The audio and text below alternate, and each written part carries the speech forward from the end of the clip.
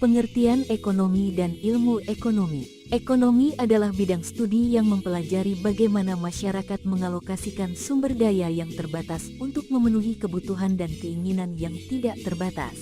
Ketika kita berbicara tentang sumber daya yang terbatas, kita merujuk pada hal-hal seperti tanah, tenaga kerja, modal, dan bahan mentah.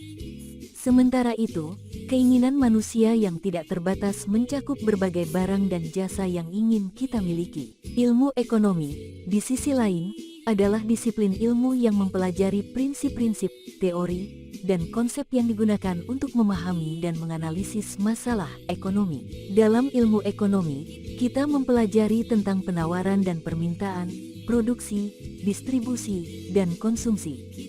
Kita juga mempelajari konsep-konsep seperti biaya oportunis, elastisitas harga, dan manfaat marginal. Dengan menggunakan alat analisis ekonomi, kita dapat memahami bagaimana kebijakan pemerintah, perubahan harga, inovasi teknologi, dan faktor-faktor lainnya mempengaruhi perekonomian.